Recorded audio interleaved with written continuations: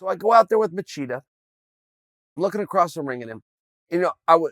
No part of this fight did I ever love how much he moves on his feet. I really respect the way that he can control distance with any opponent. And I didn't see myself, and within my own skill set, somebody that was different.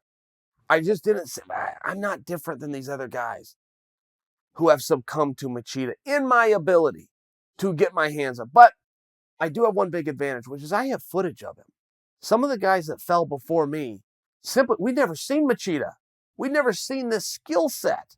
We'd never seen a guy doing these kinds of kicks, doing these kinds of straight on attacks, 2 and 3 punches at a time, straight in, chin back, hips forward, chest behind his hip. Very, very awkward style. I got to see it. So I sold myself, you know what? Yeah, you'll be all right. I'm going to be all right out there. I have a few ideas. I can close the disc. I can get a hold of this guy. And I was able to do that within about 10 seconds. 10 seconds, I got my hands on this guy. He's pushed up against the fence. And I pulled back once. I thought I had him. I had him nice and tight. I pulled back with all my might. I was going to rip him right off his feet, put him on his back, and he was never going to get up. Whoa, I did everything I planned to do. My hands came right off of him. I ripped back to pull him. My hands came right. Now all of a sudden, we're back in the open. Okay, I got to get my hands on him again. And I felt like in the clinch, there was some opportunity there, but he was still moving really well.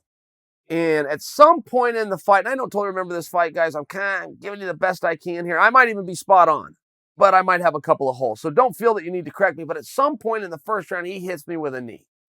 And I remember when this knee, I could hear it hit. He hit me so hard with his knee, whoa, I'm falling to the ground. And there's a bit of a surreal moment. I've had a couple of people ask me, were you knocked out? Was it a flash knockout? I don't know how to answer that question. I do not know. I've been knocked out one other time in my life. It was in the gym by Dan Henderson, and I still deny it to this day that I was knocked out. And he insists that I fell like a tree and didn't move. I thought I remember that entire situation and completely disagree with his assessment. But the point is, when you are knocked out or when you have a flash knockout, it really wouldn't matter what kind of knockout it was, you don't always have your wits. You will see many guys come to in both boxing and MMA that have been knocked out and deny it. Fully deny, no, come on, I want more, as they're stumbling around on baby deer feet, right? Baby deer legs.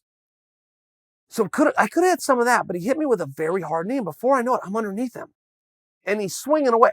I will tell you guys this. I never get credit for this. Most of you don't know this about me. And it really doesn't help you a whole lot within the sport, but my absolute best position is on bottom in MMA and getting out. Getting off I'm known for that. In the gym, you can ask my team. I'm known for that. We do drills. One guy's got to stay down for 5 minutes, and somebody comes up. One guy's on top until he gets away. If he ever gets away, he goes back down. Fresh guy comes in. I'll run through those guys 3 and 4 times in 5 minutes. They cannot hold me. I'm very slippery down there. So Machida's on top of me, and he's not an overly big guy. He's not an overly heavy guy. I've had heavyweights on top of me where it kind of changed those rules a little bit. I wasn't able to get up. And he kept very busy. He was throwing something in my face. And it's very tough when you're on bottom getting ground and pounded because you need your hands. I need my hands to get up off the bottom. I need to post with my hands. Possibly I'm going to post on the canvas. Possibly I'm going to post on his body. But I need my hands. Can't get up without my hands. When a guy's punching you in the face, you need your hands to then block those punches. Well, before you know it, you're in turtle position trying to protect yourself with both hands up because you got to make a decision. I got punches coming, I got to cover. Punches quit coming, I can. It's one of these things. So eventually get back to my feet. Okay, great. We come out for the second round. Well, problem solved. Machida's got a really good knee. I didn't see anything. I've been in there within 5 minutes, not having a lot of other problems. Having a hard time getting to him. But I'm not having a lot of problems with his offense. He just got a knee. Old Chael walked into another knee. Essentially, that brought the fight to conclusion, which brings me to my interview. And guys, I had retired. I had enough. I had a 5-fight deal with Bellator. I honored my contract. And I retired from the sport. And I trust that you guys saw that.